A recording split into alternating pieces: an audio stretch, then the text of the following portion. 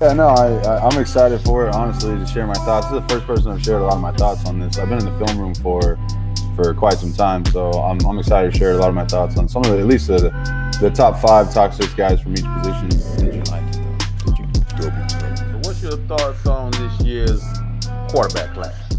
Oh, already. Let's get into it. I got some stuff here. Hold on. Now first, give me your general thought on the quarterback class as a whole. So if I were to compare it, I don't really like doing comparables too much, but if I were to compare it to any other class as a whole, it would be Cam Newton and Jake Locker's class. It just doesn't seem that deep. It seems like a couple guys with a lot of upside, and then the rest are just a bunch of twos in the NFL, just a bunch of backups. You know what I mean? Now, I would love to be proven wrong because I feel like we can get a lot of these quarterbacks at great values and later even in superflex drafts. Brees Hall is a unanimous 101. I mean, that right there puts a value on all the quarterbacks to begin with because a running back has gone, you know what I mean, as a unanimous 101. So the one guy I think should be going is got the most upside and has got the most weight to him is Malik Willis out of Liberty for sure.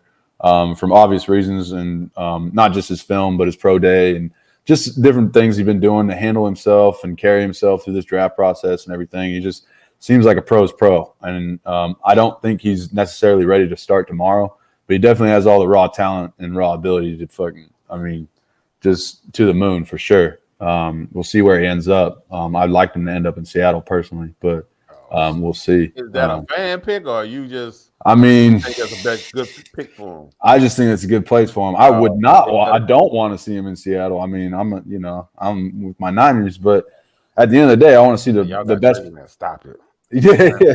Trey Lance, look, just for anybody that haven't heard me, Trey Lance is about to go off this season. And that's what I've been waiting for. And I drafted him too early because last year I had him everywhere in redraft.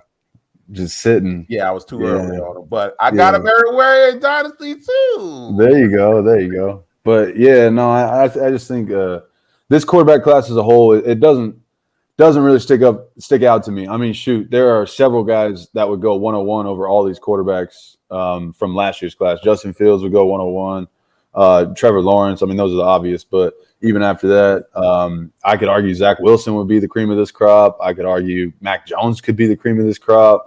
Shoot, Davis Mills could even be up there. And to be honest with you, Davis Mills should still be at Stanford, and this should be his class that he's going with. He went a little bit earlier than he should have, to be honest with you, because he didn't have a lot of film whatsoever.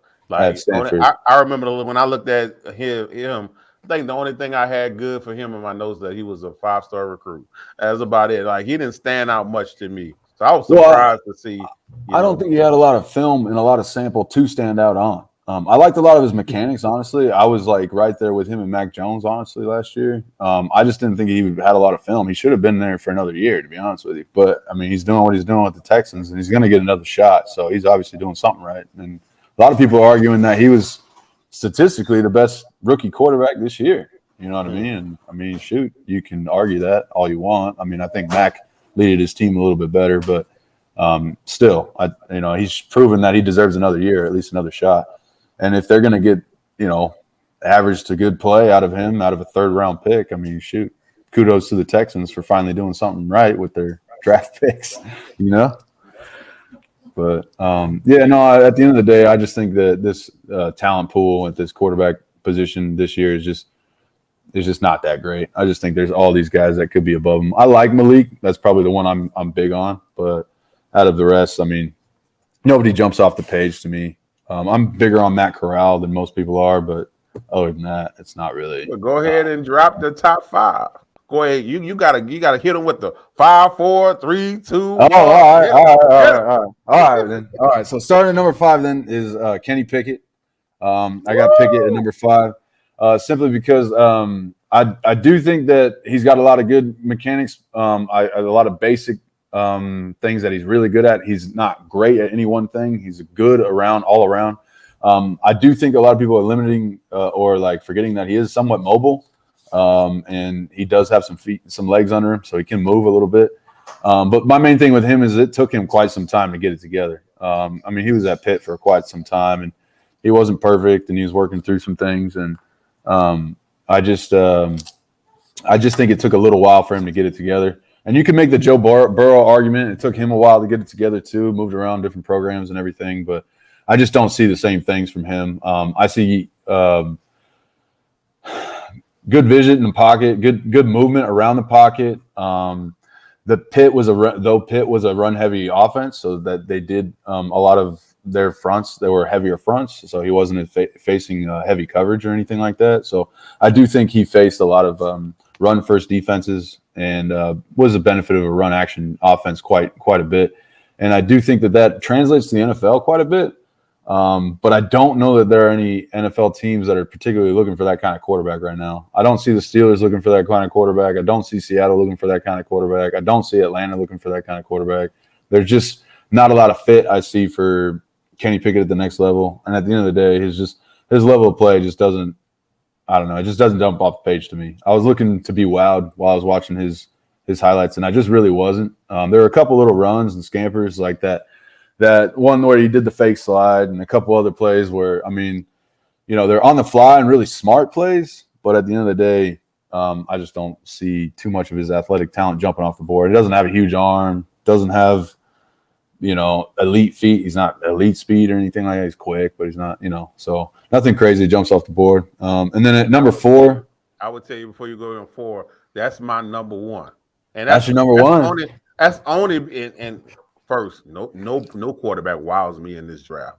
There's no wow quarterback for me in this draft. Okay. But when I looked at him, I saw, this guy can start right now. Like he don't need to wait. He can start day one. But what I'm hearing from a lot of people I respect is that, he kind of squeamish. It's like he don't, he don't go through his progressions all the time, and he'll look to get that ball out. And they say it's probably because he went through years of a bad line. And and it's like being scored for a quarterback that is behind a bad line for some years. And it's like he don't sit long enough and go through his progressions, and he'll get the ball out as quick as possible or something. No, so I agree. I do agree with that. I think part of that though is part of their run action scheme that they run. I mean, running run action and play heavily relying on the run and play action.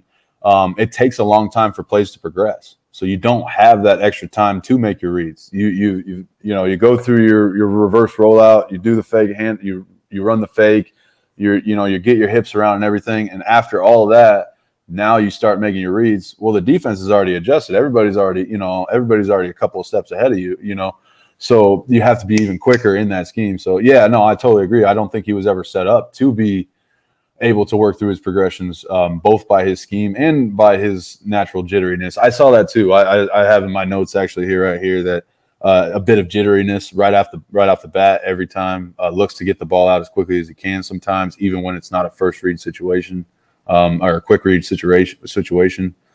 So I do have a little bit of that too. And the other note I have too, because of that, is I didn't see him push the ball downfield very much. That was one thing too. And in the NFL, if you're going to be a run action type quarterback, you need to be able to take the top off of defenses and make them respect your deep ball. Otherwise, it's just going to crowd you and just, especially rookie quarterbacks, they come after you. You know what I mean? I mean, that's what Bill Belichick and the Patriots love to do. And the rest of the league has learned from that in the last 5 years. They come after rookie quarterbacks the same way that Bill used to and everything. So I see a lot of, glimpses of certain things, because I do see some leadership qualities and then like ballsy plays, like I was saying, from him.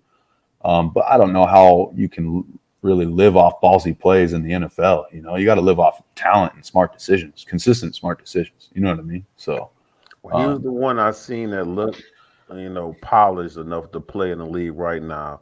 He also had the highest QBR rating out all the quarterbacks. But even though I might have put him at my number 1, all these guys are on the same tier. The top 5 for me is all in the same tier. Exactly what I have right here. And for the longest, I will pick, after the draft. This is just my, pre-draft ranking. After the draft, I'm probably going to choose whatever quarterback goes to the best organization. Like exactly. I'm at this point. Whoever gets drafted by the Steelers, you're my number 1.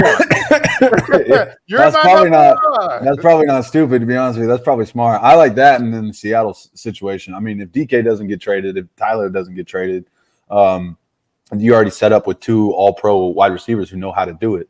And, and I just think that that's, a good framework and a good situation for a young guy to go in. But same situation in in Pittsburgh land is, you got Deontay and you got Chase Claypool on the outside. I mean, you got a framework for even younger wide receivers for a young quarterback to grow with over time. I mean, DK and Tyler aren't exactly the youngest guys, so it's not exactly something, but yeah, no, I think either one of those situations are where I'm looking forward to a good quarterback landing. I would like Malik to end up in one of those situations, but Kenny would honestly fit in, I think, best in Steel City. Being from Pittsburgh, them already talking about them being bullish on him a little bit and different things, I could see him ending up with them. So I would be big on that. But I totally agree with what you said. The biggest thing about this quarterback class, they're all in the same tier. It's that, they're not tier 1. They're all tier 2, in my opinion. There is no tier 1 quarterback in this class. You know what I mean? If I could just do a blank tier 1 and then the tier 2, that's what I would do with this class. And I'd put all 5 of them in there. You know what I mean? So, but I can't exactly do that. So, But the reason I picked the Steelers, because they don't just throw players away. If they invest the first round pick in a quarterback, they're going to give that, a player that whole contract to see what he do. I don't think they would be like, oh, year 2, he's trash.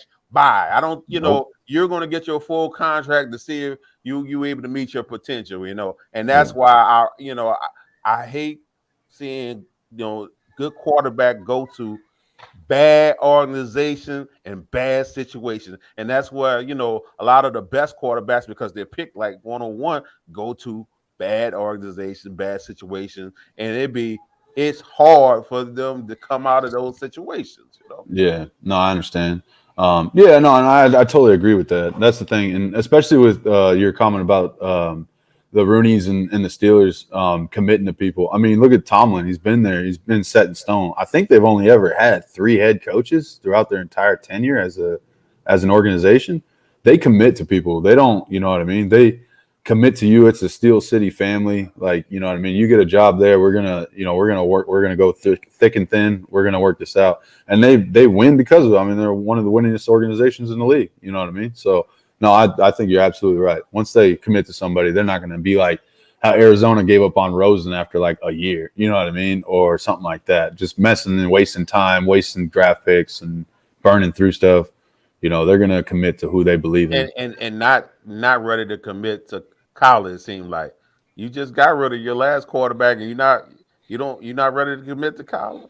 Yeah, that's the thing, is they're upside down. That's totally backwards situation over there. It's funny because it seems like the Steelers are more committed to Mason Rudolph than the Cardinals are committed to Kyler Murray. What's wrong with love them for Mason Rudolph? I'm just saying Mason Rudolph's still around, so they're obviously committed to him. Mason Rudolph. Hey, whenever they gotta get a chance to gloat about Mason Rudolph, they will. Yeah, I know, that's what I'm saying. So, as much as I don't like the guy, he is still with the Steelers and everything. So, I don't think he'll ever be their starter. Them talking about him starting for them in the next, era and everything. I'm like, all right. That was done after they got Travinsky. Stop it. Yeah, exactly. So who you number 4? Number 4, I got Desmond Ridder out of Cincinnati. I got Desmond Ridder here. I do think he is a good all-around raw talent. Again, these dual threat guys are starting to become a prevalent thing, and they're guys that I'm big on too. Us as fantasy players, we want all the points. We want all the points in one player as much as we can. We want to make one spot count for 40 points. You know what I mean? So that way we can fill in the rest of our roster with, whatever. We want as much as we can from each guy. And that's what these rushing quarterbacks bring, these dual threats, these Konami codes, whatever you want to call them. And Desmond Ridder is definitely that. My biggest knocks on him were just like crumbling in big games. He just seemed like he did not perform or was not himself whenever he was on a big stage this year and in past performances. Obviously against Alabama, he just struggled. There were times when he flashed in that game and like he would pick apart their defense and with a pass or two, and then he'd turn the ball over, or he'd march him down the field and then he wouldn't finish the drive, different things. So I still think he has a lot of mental aspects, a lot of finishing to do, a lot of like hardening to do mentally as far as forgetting the last play, moving on, getting better. And a couple things as far as mentally, but as far as physical tools, I mean, Desmond Ridder is, I mean, off the charts for sure. I mean, arm is there, the legs are there, the height's there, everything you want, the short throwing motion, everything. So, and the movement around the pocket. I think his movement around the pocket is actually something I really enjoyed watching. Stuff that Aaron Rodgers and Patrick Mahomes type guys can do. Just maneuver in the pocket while keeping their eyes downfield. I think it's one of the most valuable traits as a quarterback. And it's something I saw him doing a decent amount of. And the other thing, too, is from the draft process, pro days, different things like that, and the NFL Combine, word on the street is apparently Desmond Ridder is thought to be one of the most NFL or start-ready quarterbacks out of this class. Now, I don't necessarily agree with that personally. I personally think Kenny is a little bit more ready than this guy is. Just because the raw talent is there, but not as much as the mental aspect, whereas Kenny has a little bit more of the mental aspect down, less of the raw talent. But, at the end of the day, a guy can get better. You know what I mean? I thought the same thing about Trey Lance coming into the NFL, and I've only seen him progress. In the few starts that he's had, he's progressed as a passer, and in some of the practices and highlights that I've seen, he's progressed. You know what I mean? Like you were talking about. So, I think if Desmond goes to the right place and sits for a year, I think he could definitely be a solid project and be a solid prospect. You know what I mean? I don't know that he's going to get great draft capital because I think his draft capital has been damaged compared to others due to those performances in those big games.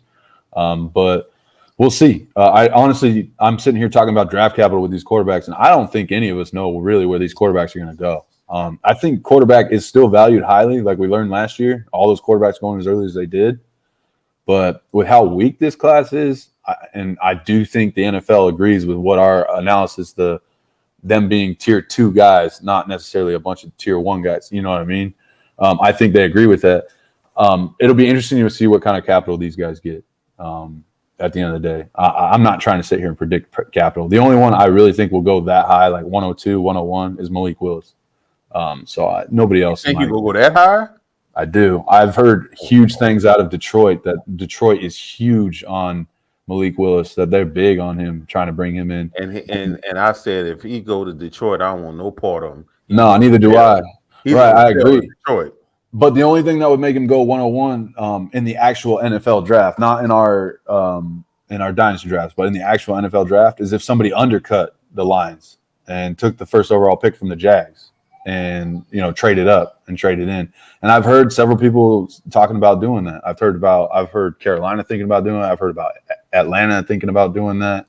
Now, do these thinking about and actually doing and having the resources to get it done are two different things, obviously.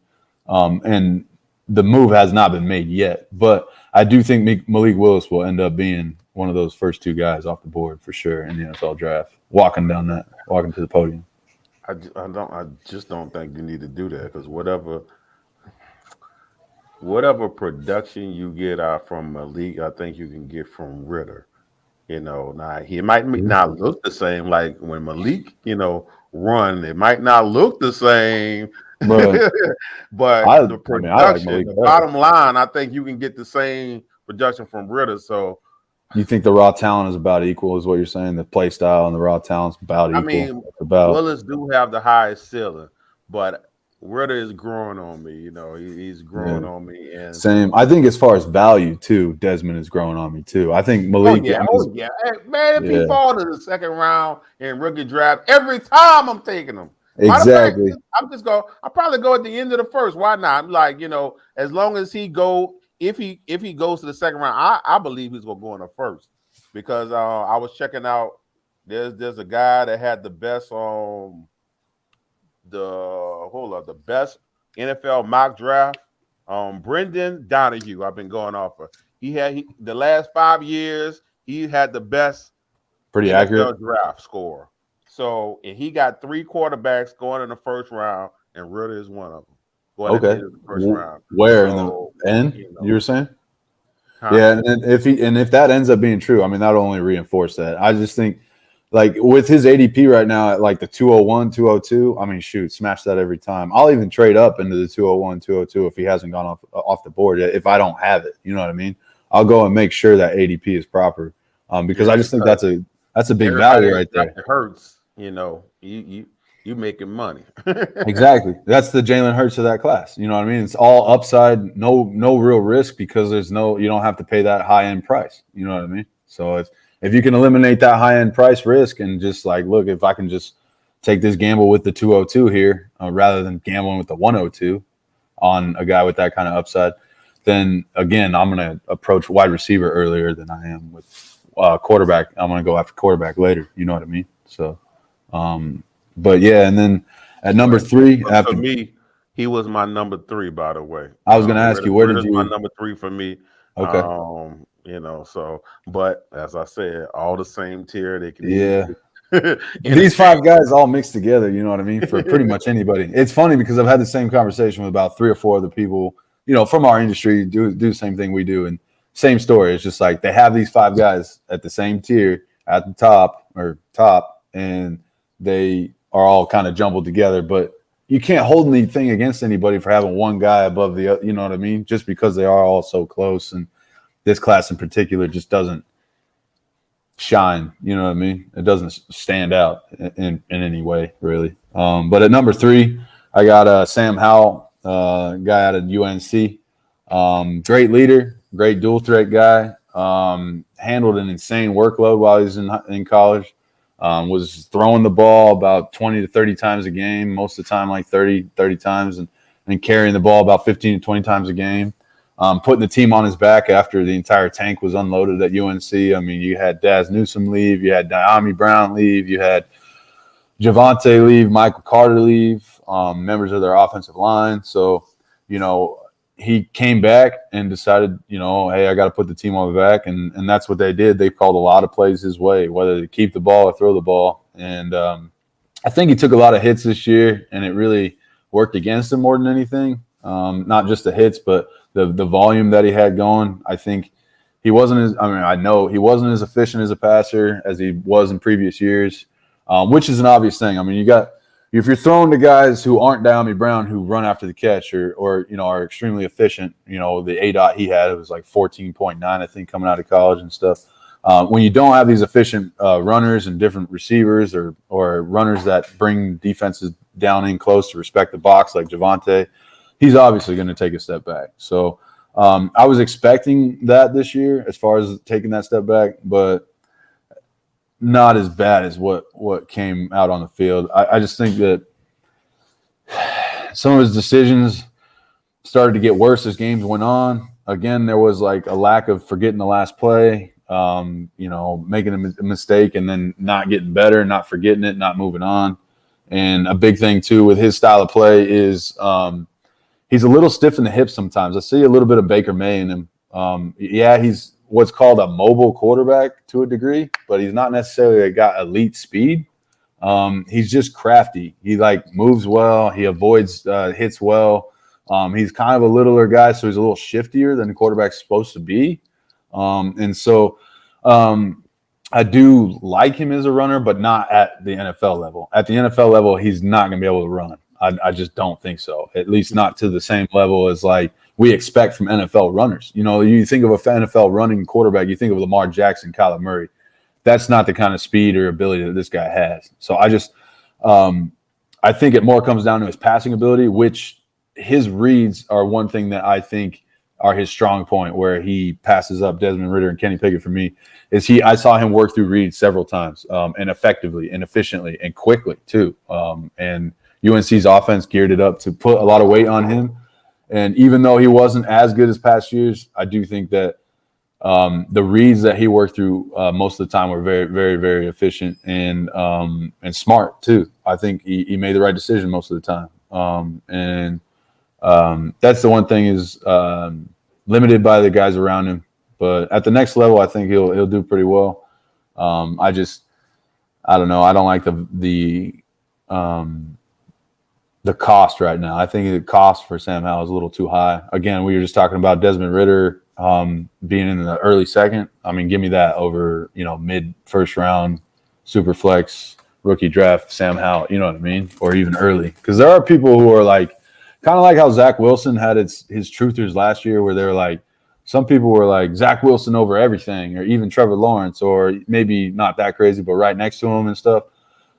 There are people who are Sam Howell truthers this year. There are people who think he's actually in his own tier above this and are actually like maybe even ignoring this past year. And yeah, I've seen a little bit of that. Well, and I'll be honest. I think every one of these guys, I ran into someone that has them at number one. Yeah, and that's funny to me. yeah. I've ran into every single one of these guys has a truther. I done ran into someone that says Ritter, number one quarterback in this class, easy. You know, I done ran into people that say Carroll, easy. You know, it's I said Carroll, it's Corral, right? Yeah, Corral. Yeah, Corral. So you know, so it's interesting class, man. Yeah, I have Howe at 4 for me, but I like him.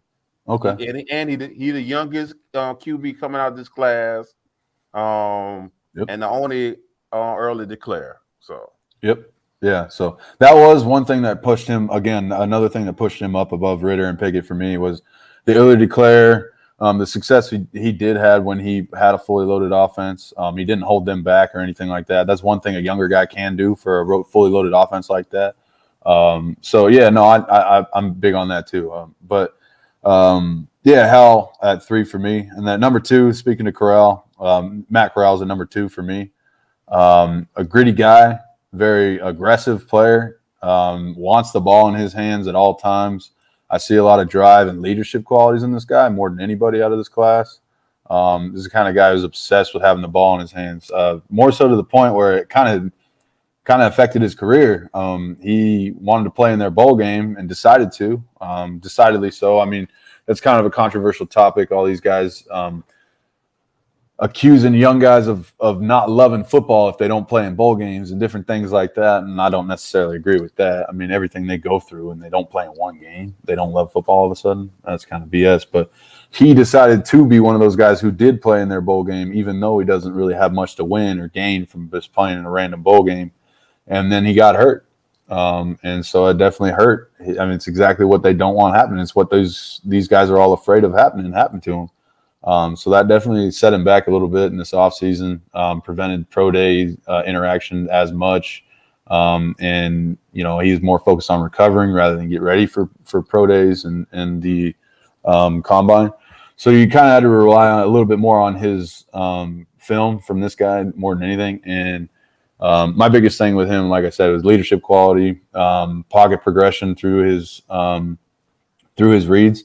And then also, too, the big thing with his reads, I noticed he always has the fourth option of running, obviously, like a lot of these other guys do. But he uses it at the appropriate time, I feel like. He pulls the ball down. He's not overzealous to pull the ball down, but he definitely knows that that's his third and fourth option sometimes, and definitely pulls it on broken plays and that sort of thing. And I like his ability to take advantage of broken plays. That's a big one. And then, you know, like I was saying, his progression through the pocket, his awareness, keeping his eyes downfield, like I was saying. He's a very athletic, fast guy. I think he does have the top end speed, does have the athletic ability, does have the, you know, like I was saying, the Lamar Jackson, the Kyler Murray feat, the amount of speed that it takes to be a rushing quarterback in the NFL and the avoidability. Then another thing too is I think he has great command of an offense. A lot of 2-minute drills. They were humming. They were going. They had they had their guys in line. They didn't make a lot of mental errors, and a lot of that comes from communication through the head coach to the quarterback to the rest of the team on the field. So that was a big thing for me. So I really like Matt Corral. I think he's above these other 4 guys, not by much, but he would be a little bit more for me, maybe even the number 1 if he hadn't sustained that injury, because that does set him back. That does handicap him a little bit compared to these other guys who are getting ready for the league. He's got to concentrate on working out an injury rather than working on playbooks, reading through, working through interviews, working on his pro day, working on, just getting better, working with the quarterback's coach. So I think that does set him back comparatively to other rookie quarterbacks who now have an advantage over him. But other than that, I think he has all the raw ability and even more leadership quality than anybody else in this class. So, that's Matt Corral for me too.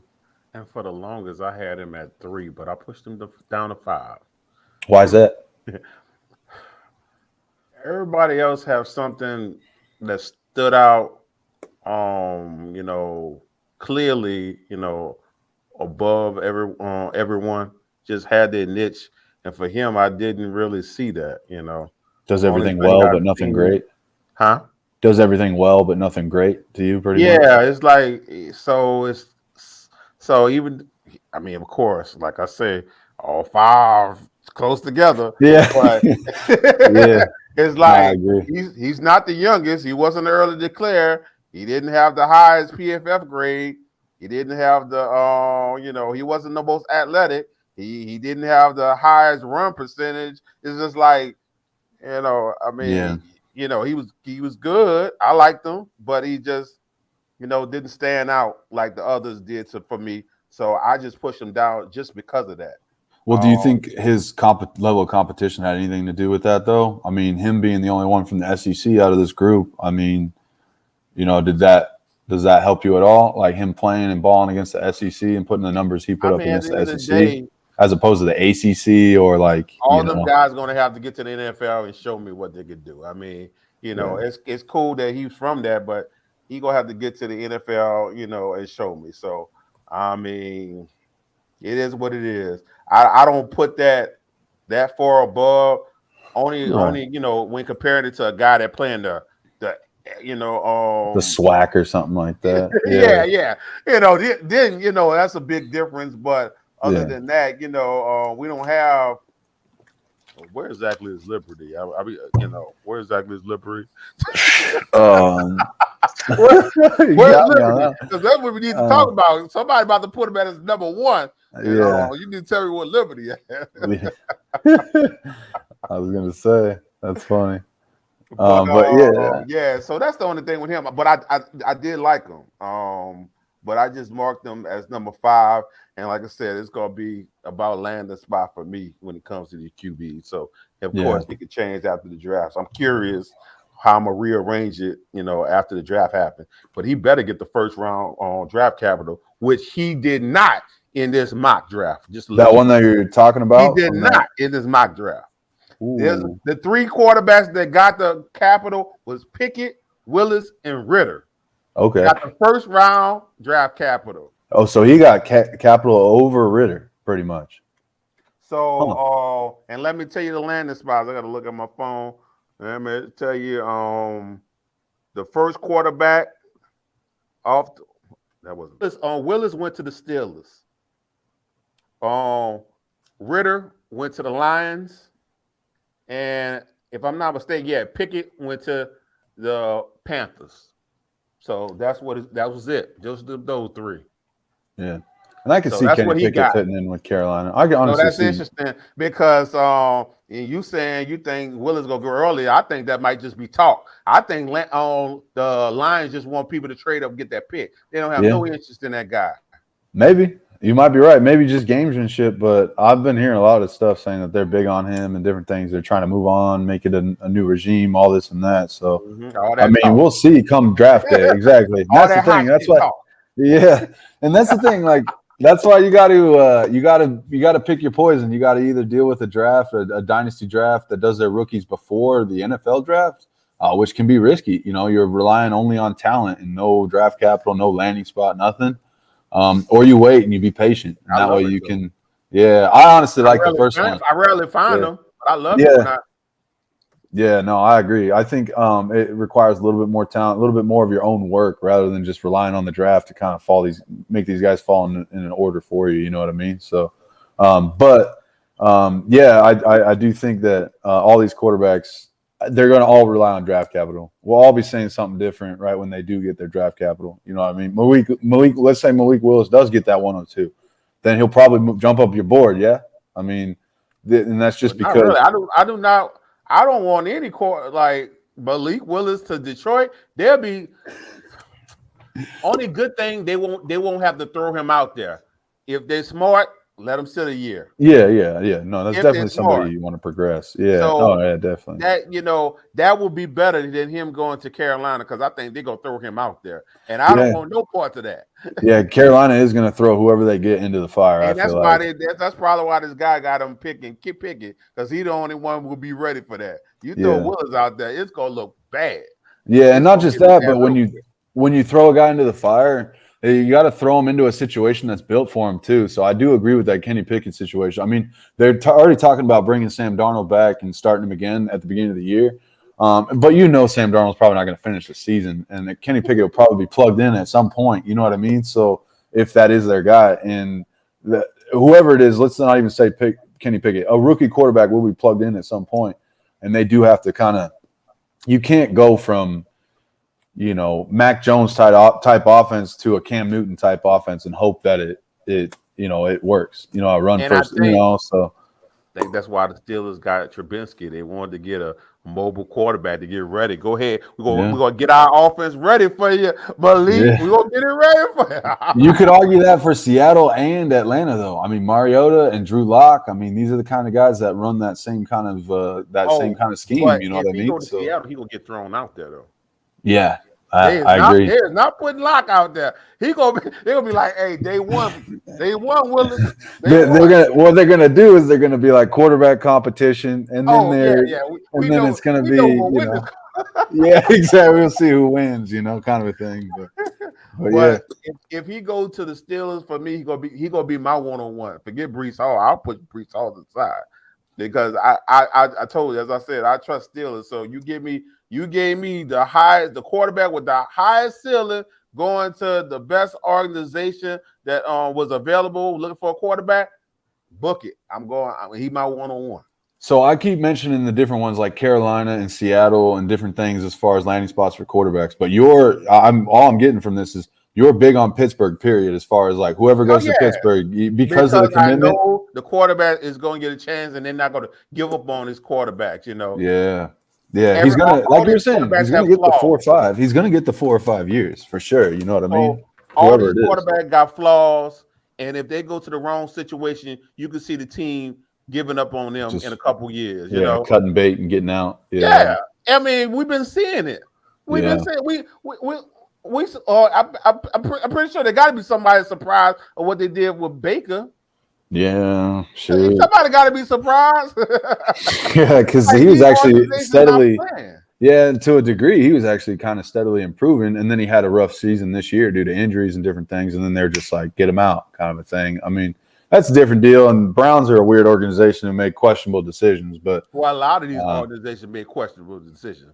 Yeah, that's why they don't have 6 Super Bowls. Don't get me started on why the hell the Chiefs decided to draft CEH number 1 running back and who's a pass catcher and then run him up the middle. If you wanted to run a running back off the middle, draft Jonathan Taylor. Yeah, right.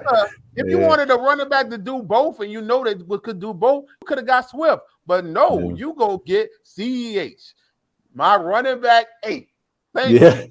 Jeez. Bro, could you imagine if they drafted Swift, though, at that spot? There'd be a different day. Oh, my goodness. Swift in that offense would have been nasty. You know what I mean? So that's what I'm actually looking for the Chiefs to draft is actually a good quarterback by the name of a running back by the name of James Cook.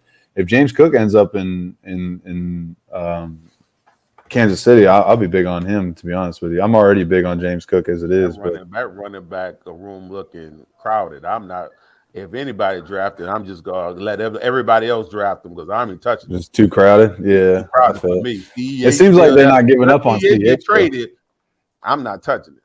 Yeah, that's true. But you just picked Ronald Jones. So you won't have to fight. You want to fight on that depth chart. I was going to say. Yeah.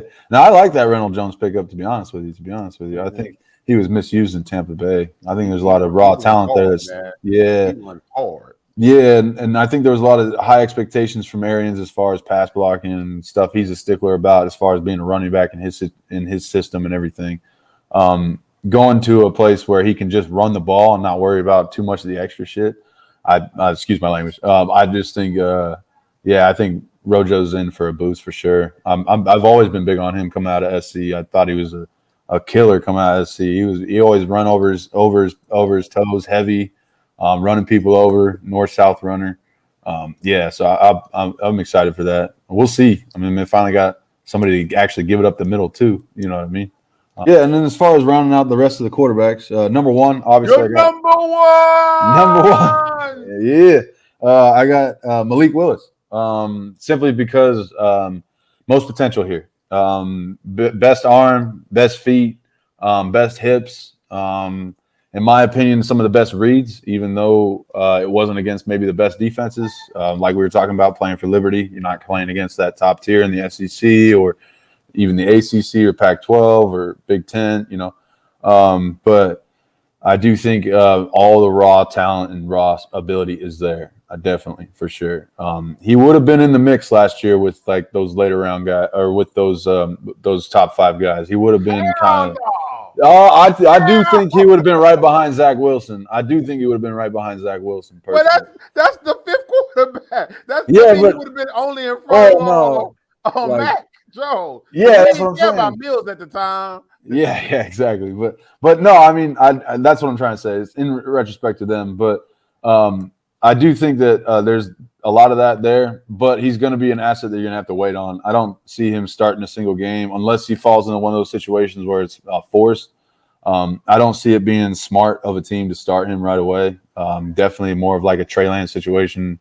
Learn, wait, learn how this game works. The speed is different, everything like that. So I do think there's the most upside out of this. He is, like I said earlier to you, I do think this class compares to the Cam Newton, Jake Locker class back in the day. I think that was 2012, I want to say, 2013. And this is the Cam Newton of this class. Most raw ability. And honestly, what I've heard too through interviews and different things through the draft process is great attitude. Really positive guy, happy guy to be around, cracks a lot of jokes, great locker room guy, just like a positive, happy dude, which is another thing that you want in your locker room. You know what I mean? That's something you want around your offense, especially these days where they're high-flying offenses and it's about having fun and balling out and that sort of thing, kind of like having swagger and having fun at the same time, just like, let's say, the Bengals do. You know what I mean? That's something I think he can bring to a team. It's just fun, excitement, explosive plays, yes, but also a great attitude, great leadership, that sort of thing. A lot of his plays, comparatively to other quarterbacks, they pat you on the head like, hey, man, good job, different things at the end of the play. This one was like partying and celebrating at the end of all his touchdowns, having a great time, like with his teammates, being a part of, you know what I mean? And that's what I want to see is like a guy being a part of and being a part of the team rather than like, yeah, I just threw that touchdown. Like, all right, I'll wait for the next drive. Kind of, you know what I mean? So a lot of the extra things I was big on with him. And then some things do need to be polished up, though. I won't say that he's perfect. Working through his progressions, I think he doesn't work through them as quickly as I would like to see. I think he dwells on certain things and second guesses some of his choices on progression sometimes. He'll stare down certain reads, like his first read, for a little bit longer than he should be. When it's already taken away and he should move on, he still stares it down. So I do think he would be the highest sacked quarterback to be ever drafted in the first round. Oh my goodness! All right, I didn't know that. But and that's something that showed up on tape too, was that he didn't move around the pocket as well and keep his eyes downfield. He was moving around the pocket very well and very athletically, but he didn't necessarily keep his eyes downfield. So that does create sacks, that does create turnovers, that sort of thing, especially when you're getting to the quarterback with a loose hand on the ball like they always do. I didn't know that stat in particular, but it did show up on film that he was being got to quite a bit, or pressure was getting to him quite a bit. So that's kind of hard to see. But there were other quarterbacks in past classes, like Lamar. Lamar did struggle with pressure and that sort of thing too. But I don't want to blame a line or anything like that. But how good is the offensive line at Liberty at the end of the day? And the other part of it too is how many of those sacks were created by him and how many were created by the offensive line. And from the film, and what I have here is that some of them were him, some of them were the line, but for the most part, it was a lack of him getting rid of the ball and trying to extend plays a little too much. And that's honestly what a lot of college quarterbacks struggle with.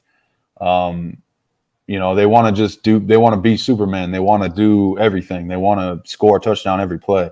And that's something even Kyler Murray was still struggling with when he was with his first year or two with Arizona, was getting rid of the ball and not taking 4 sacks. You know what I mean? And so I think those are things that can be worked out of his game, though. I think there's definitely things that can be worked out. They're not things that are going to forever be there. They're not physical limitations that he just has to deal with.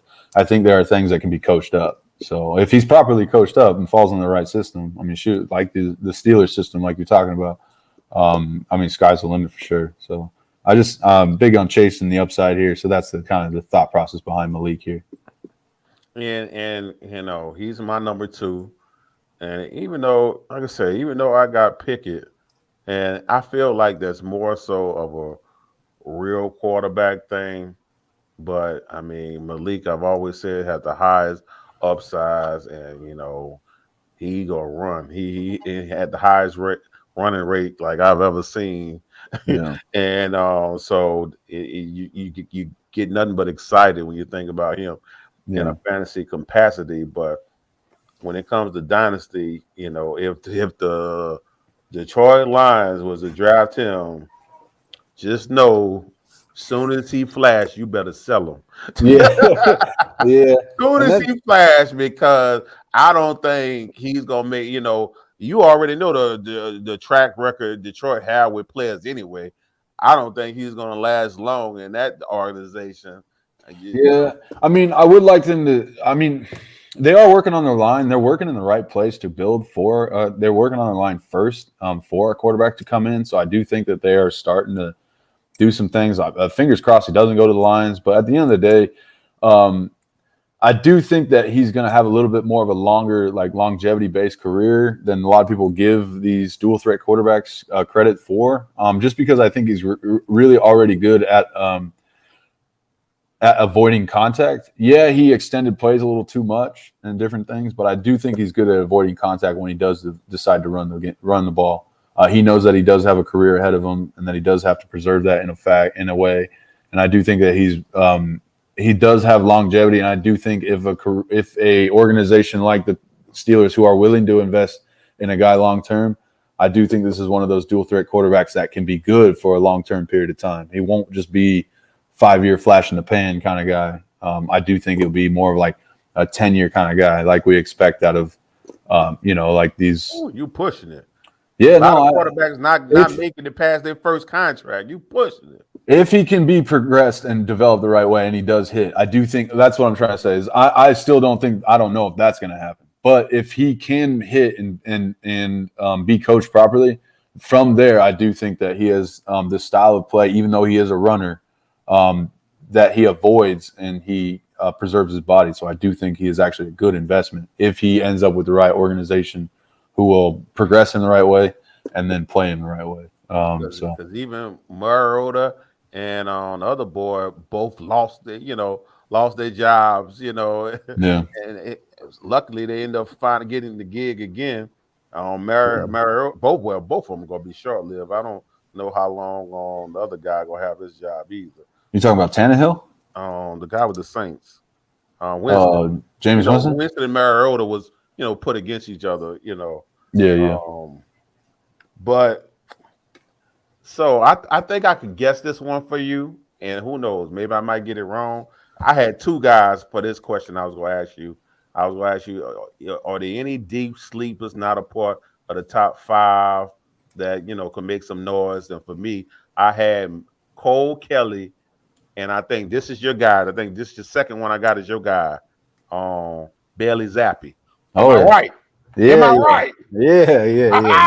Definitely. Yeah, no, what Bailey Zappi did this year is definitely nothing to be scoffed at. Again, we're talking about level of play. Western Kentucky doesn't exactly have high competition to go against, but we're talking also about a guy who threw 62 touchdown passes compared to only 11 interceptions. Now, if you're putting the ball in the air enough to put up 62 touchdown passes and you only turn the ball over 11 times, I'm going to pay attention to that. One thing that the greatest quarterbacks have in the league is really good touchdown to INT ratio. The best quarterback in the league, arguably, Aaron Rodgers over the last 2 years, the MVP, has had one of the best quarterback touchdown to INT ratios. And that's a big deal. I mean, if you're going to put the ball in the air, you need to protect it. And he also put up, it wasn't short range passing that he was doing. He wasn't playing it safe and then like letting guys work at Western Kentucky. He's putting the ball in deep. His ADOT was deep, and he put up almost 6,000 yards this year. So he's definitely airing it out. There's a lot of risk to his game, a lot of like cojones to his game. He puts the ball up and puts the ball deep a lot. And so that's something I think could be exciting at the next level for sure. I think there's a lot of boom bust in that, obviously. There's a lot of boom bust in a prospect who comes not out of Power 5 conference and plays against that kind of level of play, period. But if that kind of level of play and accuracy and consistency translates to the next level, I mean, shoot, that's exactly what you want. A guy who pushes the ball downfield fearlessly and doesn't turn it over. I mean, you're talking about Herbert earlier and people having doubts about him.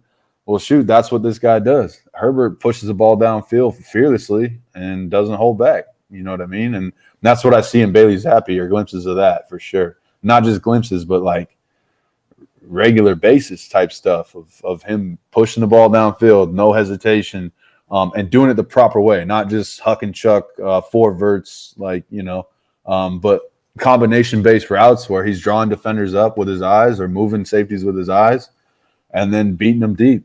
And so a lot of that deep ball action, I mean, it's like a lot of it reminded me of like Brett Favre type play, a lot of just huck it and chuck it and see what we got. But minus the turnovers and minus a lot of the sloppiness. So, he's somebody I'm hoping just falls to the end of drafts, and I can just, maybe he finds his way onto a roster just like Davis Mill did in the third round somewhere, and he just gets a chance. I mean, again, he's like one of those low-end guys you can get in the third and fourth that maybe turns into a first-round value guy or multiple, a starting quarterback in the NFL for all. And a starting quarterback in the NFL is worth more than the first rounder, or as much as, if not more than the first rounder. So there's only 32 of them. So if he turns into one of them and you get him for that cheap, I just think he's worth a late-round shot for sure, especially in Superflex formats, obviously. So, and that's all I've been playing lately and being a part of, honestly, Superflex. It's because of the emphasis on the quarterback position. But what about your guy? With Zappi, for me, I did have him as my sixth on the next tier. I had him in Carson Strong. Yeah, that's why I have next tier. Next to Tanner McKee for me. Who? Tanner McKee, Stanford quarterback. Tanner McKee. Yeah. I don't know if he declared yet, but because that's what I'm about to say. I think I took him out because I saw something about him returning. Is he returning? Okay, well, I'll have to take him out. You have to check. I think I might have took him out. Okay. Then Carson Strong or Bailey Zappi right next to each other for me. Too. But Zappi, 0-star recruit. I don't like that. Only 6 feet and not athletic. I don't like that. Yeah, stiff as shit in the hips. I'll tell you that for sure. You're not wrong about that. He's not somebody who's going to be getting outside the pocket too much. But again, master of the pocket, timing, different variable throws, lob throw, laser throw, straight line throws, touch passes. He has pretty much every throw under his belt, and especially the deep ball, a deep ball specialist for sure. So he did have the highest, I think, what is that? Quarterback rating, out the quarterbacks coming out the FCS. Mm-hmm. So that's one thing I did like about him. My guy Cole Kelly. Yeah, I was gonna say, elaborate. He stuck out because 9, 7, 8 inch hands, or almost the 10-inch hands. I like. 6'7", 249. Man looked like a tank out there. Strong arm, throws the ball with ease. It just come flying out his hand. I did see that he needs some developing. I'm not a big fan of red shirt seniors, but at the end of the day, a lot of these guys in this class are red shirt seniors. Yeah, I was gonna say I kind of threw that out with this class and he because so had many the of them highest quarterback rating period, but he's in a FBS. That's the only problem with him. He coming out the FBS. So Southeast Louisiana, yeah. But like I said, I could see him one day getting the start and flashing. But as far as getting some real draft cap, not gonna happen. He's one guy that, one day, if he able to start, he might, get you some points. Yeah, yeah. Well, did you see him perform at a pro day or the combine at all? Oh, he didn't get invited. Oh, I was gonna say, did he get invited to the combine? You know what? I didn't see his He name did on throw the ball at the combine. He got invited to the combine. He did. I did see. If you didn't see this big man stand out. I was gonna say. I what feel was you like looking at? You said 6'7". I was like, huge man. You said 6'7". I was like, I don't remember 6'7" Yeah, he was at the combine. He threw the ball. He looked okay.